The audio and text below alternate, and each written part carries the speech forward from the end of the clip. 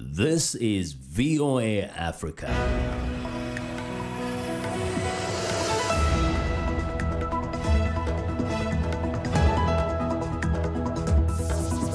Good evening, I'm Esther Gitu-Yuat. It's Thursday, February 20th. This is Africa 54. Sudan's Irrigation and Water Resources Minister provides insight about the ongoing Grand Ethiopian Renaissance Dam negotiations. Rival U.S. Democrats target presidential race newcomer billionaire Michael Bloomberg at Wednesday night's debates in Las Vegas. And Uganda emerges as a power player in the next wave of cryptocurrency.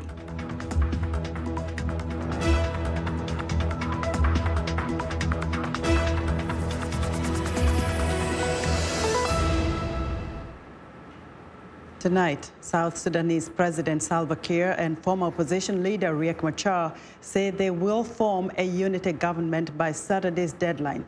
The announcement came on Thursday, putting to rest questions over whether the deadline would be pushed back yet again. The November 12, 2019 deadline to form a unity government was pushed back because key criteria of a 2018 peace agreement had not been met. Many of them, especially the integration of forces, remain outstanding, but international donors want a unity government formed regardless. Machar told journalists after a meeting at State House, quote, "We have agreed to form the government on Saturday, February 22nd.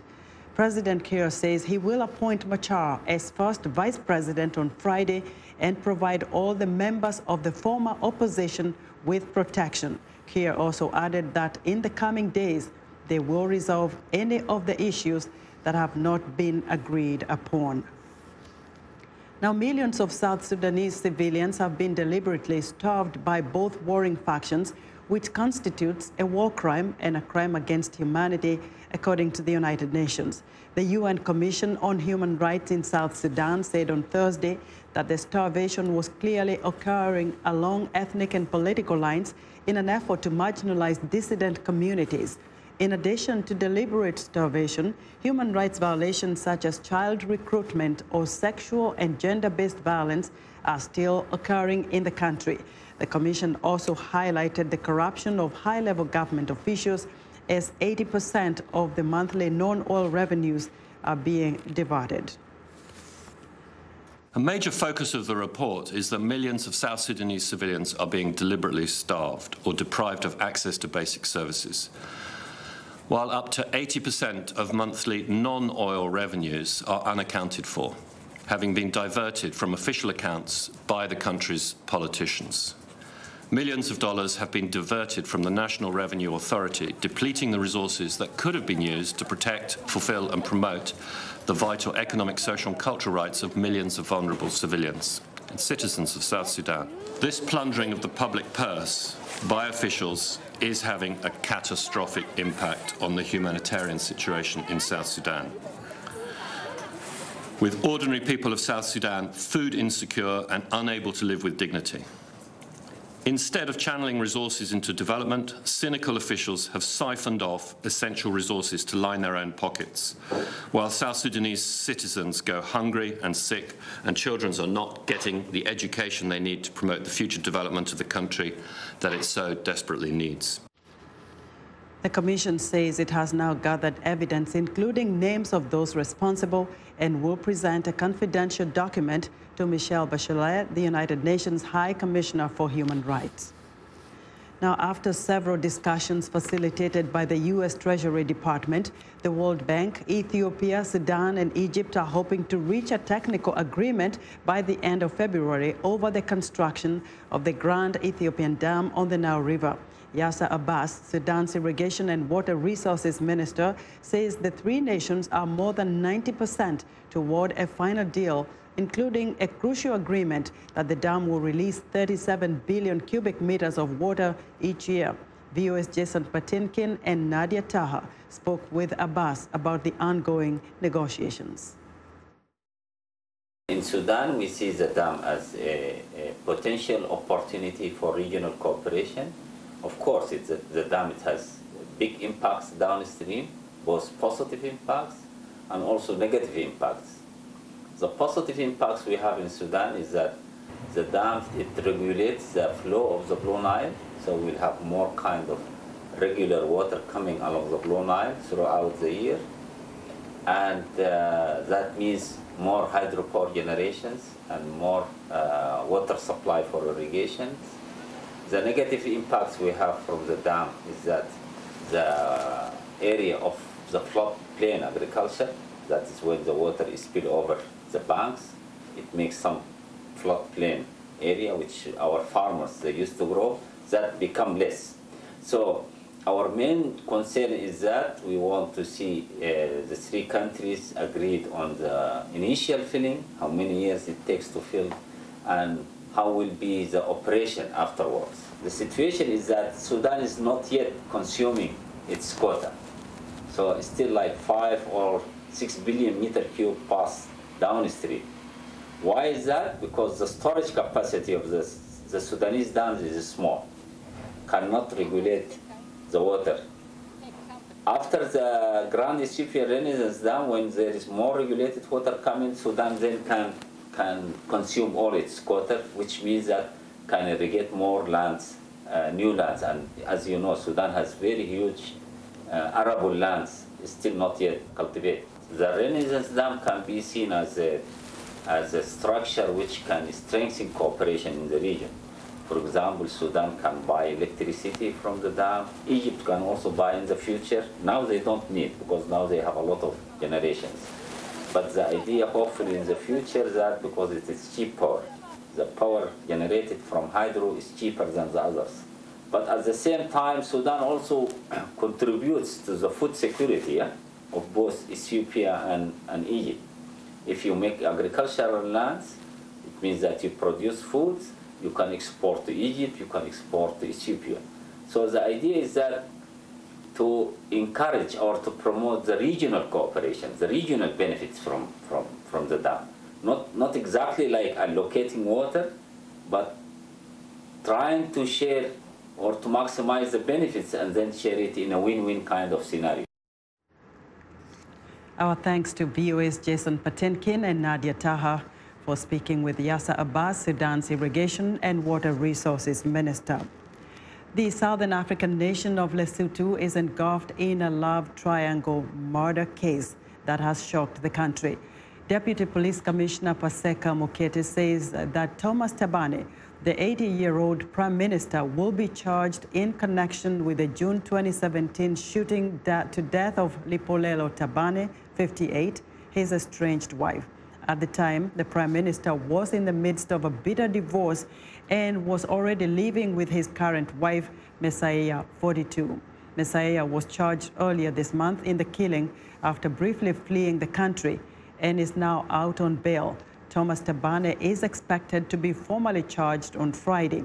He will become Lesotho's first sitting Prime Minister to be charged with any crime.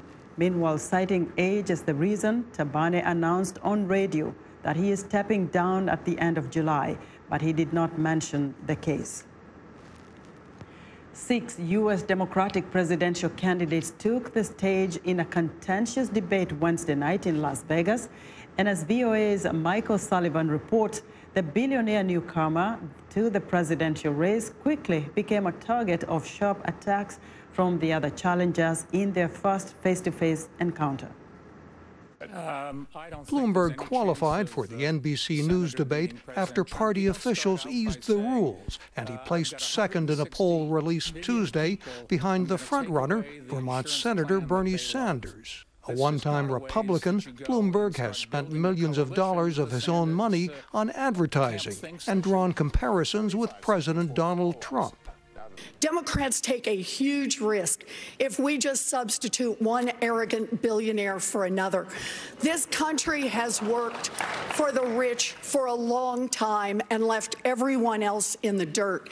Bloomberg pointed to his background as a successful businessman and former New York mayor. And I'm a philanthropist who didn't inherit his money, but made his money. And I'm spending that money to get rid of Donald Trump, the worst president we have ever had.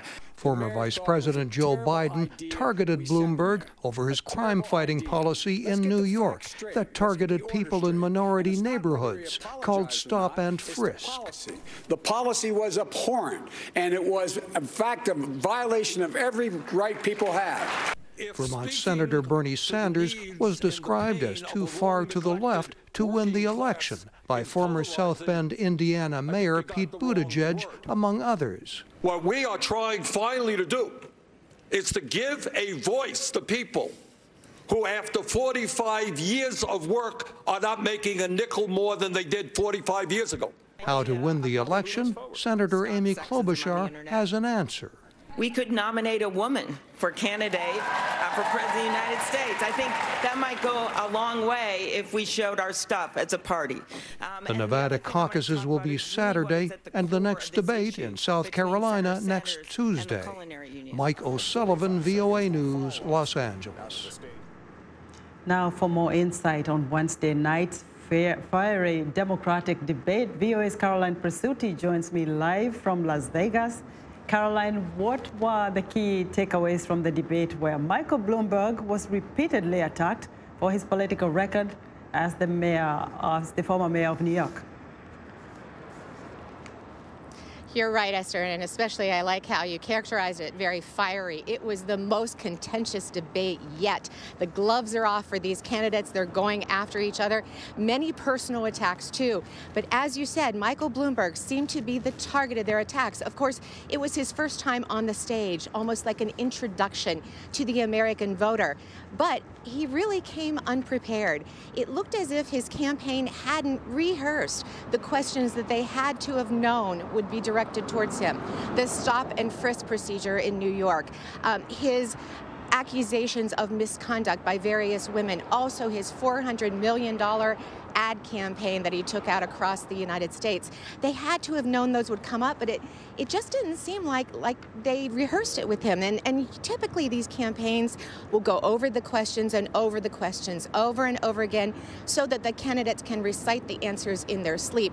That didn't appear to be the case. But also in his defense, you might add that he didn't even know that he qualified for the debate until the day before. So he didn't have much time. And it had been 10 or 11 years since he had ever taken the debate stage. But then again, he has to know he's one of the major players, and you must be prepared for everything if you are a presidential candidate in the United States. Wow, what a scene there last night. But now, Caroline, who stood to lose the most in last night's debate? Well, you would think the front runner, right? And it's definitely Senator Bernie Sanders of Vermont. He, remember, tied for first place, we might say, in the Iowa debate because he got the popular vote, whereas Pete Buttigieg received the delegates. Then he won the New Hampshire debate, and he is certainly leading the way here. 28% of all voters have come out in favor of Bernie Sanders. But yet, he came away unscathed. It didn't seem like there were too many attacks directed toward him. There was one, though. Bernie Sanders had a heart attack in November of last year. The candidates were expected to ask him why he didn't release all of his medical records. He did address that, but then they quickly moved on to other issues. Caroline, very briefly, where does the race go to after Saturday's caucus? South Carolina, another very diverse state like here in Nevada, and we'll have another debate before that, and then we go to Super Tuesday. That's when you're going to see a narrowing down of the field, and some Democrats may then choose to throw their hat in the ring with another Democratic candidate who is leading the way.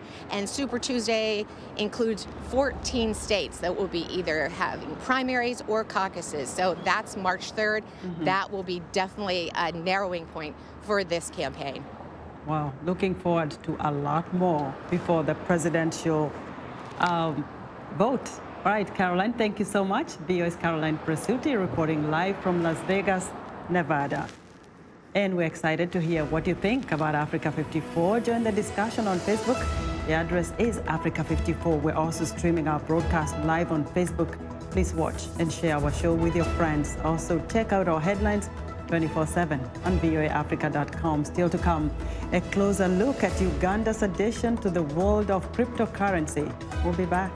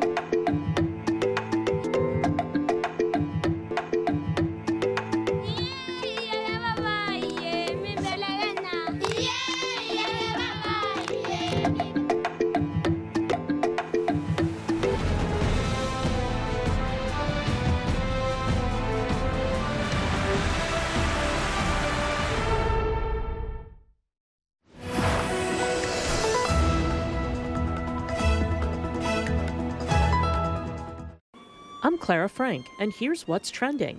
A patient at a British hospital played Mahler and Gershwin on the violin, while a tumor was removed from her brain. Dagmar Turner, 53, a former management consultant from the Isle of Wight, played her violin during an operation on January 31st to remove a tumor from the right frontal lobe of her brain, close to the area that controls the fine movement of her left hand. The surgeon said it was the first time a patient had played an instrument while he performed surgery. Over 90% of Turner's tumor was removed, including the more aggressive areas, while retaining full function in her left hand. Next up, an immersive art exhibit in Los Angeles has the goal of making people happy. The bright lights of Flutter have Instagram appeal, but organizers hope it can also give visitors an escape from the pressures of everyday life. Visitors are encouraged to explore each room as they touch, sit, play, interact, and take endless photos. Whether it's the colorful lights, soothing video installations, or playing chimes, organizers hope there are plenty of opportunities to de-stress from modern life. 15 contemporary global artists have been asked to design rooms for Flutter on the theme The Playdate, with the tagline, "Where Art and Happiness Meet." Tickets start at $32. And finally, at the Panasonic Center in Tokyo, all eyes are looking toward the future. The Paralympics has sponsored the Attune Model Y, a wearable assist suit. It supports the carrying of heavy objects up to approximately 10 kilograms by utilizing motors and sensors to reduce the burden on the lower back. Panasonic is planning to utilize this technology in the powerlifting event of the Paralympics. A new wheelchair could also be available for the sporting event. Will can work completely autonomously and is equipped with sensors at the front to avoid collisions. It works with the use of a smartphone that a user can summon using an app. And that's what's trending today. The rhino's horn makes it a favorite target among poachers in Africa. Now a new danger threatens its living in a Kenyan national park: antibiotic resistance. As VOA's Yasser Abbas reports, the overuse of antibiotics could cost these animals their lives. Believe it or not, what's happening here is a good thing. Park rangers tranquilize endangered rhinos, drill into their horns, and make them high-tech by plugging the hole with a tracker. This process helps protect the rhinoceros from its biggest threat, poaching. When animals are endangered, they are highly monitored like human beings. They cannot be allowed to be sick. And if they are sick, they need to be treated. Yeah, so what kind of medication are being used in these animals? The answer, antibiotics. But now rhinos are suffering from the collateral damage of global antibiotic overuse.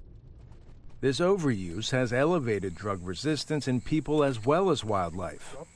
To check resistance levels, scientists have to dig through fecal matter to send back to the lab. There, researchers isolate E. coli genes and study their resistance to the 8 most commonly used antibiotics. Where we did this study, people there, the level of sanitation is still low.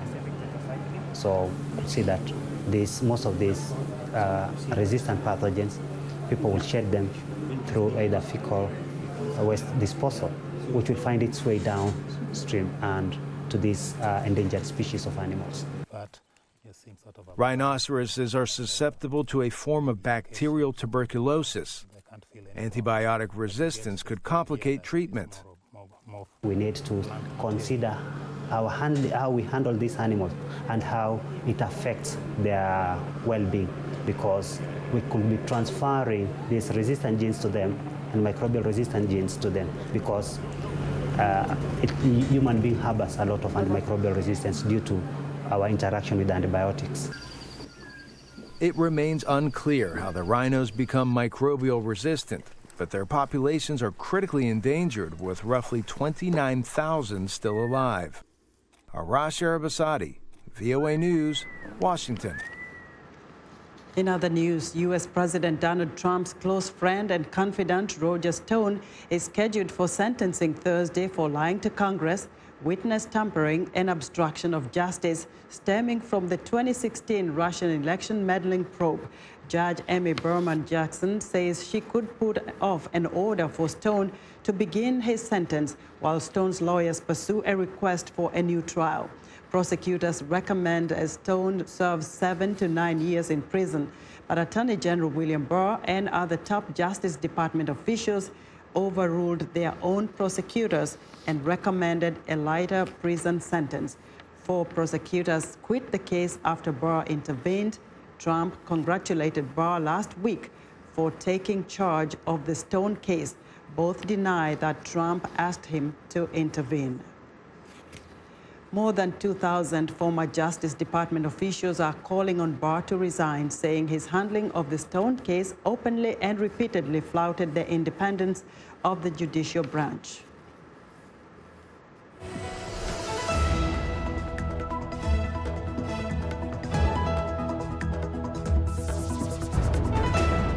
A rise in cryptocurrency activity, especially the blockchain technology behind it, that seeks to revolutionize the world of banking and finance on the continent. South Africa, Nigeria, Ghana, and Botswana are known as African crypto hotspots, but Uganda is emerging as the next wave of crypto participants, hosting the world's leading crypto exchange Finance. Ruth Namtovu has more from Kampala.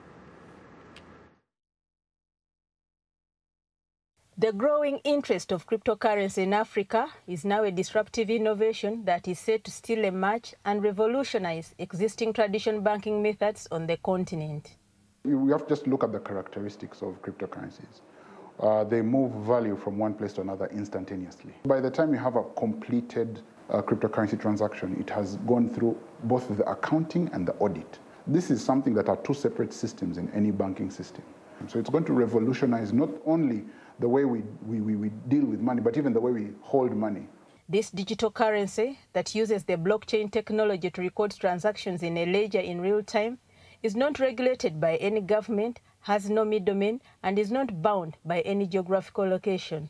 This means transactions happen anywhere in the world. There is East Africa, there is West Africa, then there is Southern Africa. A recent report on the Kenyan Wall Street was that about 2.5% of the Kenyan GDP is being traded in Bitcoin, and the figure is much higher, about 4% of the Nigerian GDP is being moved in cryptocurrency. So there's significant value. Africa's outlook to big players have also launched hubs in Uganda to ignite crypto's next wave of participants. There's a lot of activity. That the world's biggest exchange, that's called Binance, has set up their Africa office here in Uganda because of the activities around East Africa. And with the growth of mobile phone subscribers in Africa, estimated to be at 725 million users this year, crypto companies are setting up blockchain infrastructure to enable their citizens have the tools to plug into the cryptocurrency ecosystem using their local currencies. During the last cryptocurrency boom, we were looking to get into the Bitcoin markets, and it was very difficult to purchase Bitcoins using Uganda shillings, and that's why we developed CoinPesa. So using our site, people can easily buy and sell cryptocurrency, and they can use their mobile money or their bank card, or they can even use cash using one of our agents. We have an exchange that we have built, allowing people to be able to purchase crypto assets, cryptocurrencies, using their Uganda shillings. What we do is that we facilitate for quick settlement of payments online for merchants. Despite some analysts likening cryptocurrencies to a Ponzi scheme, many citizens are taking the risk to invest into cryptocurrency because they feel they have advantages standard government-issued currencies cannot offer. I'm happy. I'm my own bank. I'm acting as my own forex bureau. Be it a public holiday, I'm transacting anytime, 24/7, 365 days a year. Uganda's central bank is actively studying cryptocurrency, but it's still a slippery slope to regulation. Cryptocurrencies cannot be regulated by central banks because they are a form of assets. Rather than not wanting to, governments may be powerless to regulate cryptocurrency, as activists and users have indicated. If the government doesn't regulate it, it's already here. Try to understand the technology and then come up with regulation that would be able to take care of the risks. You cannot say no to cryptocurrency and survive in this era. Too much money is entering the country and nobody is knowing. A number of central banks are going to introduce central bank digital currencies, CBDCs. So in a word, I don't expect any technology to throw off or to bump off central banks. I am Ruth Namatov for the Voice of America, Kampala, Uganda. And that's our show for today. Be sure to watch Africa 54 on our website at voaafrica.com. From all of us here in Washington, have a good evening.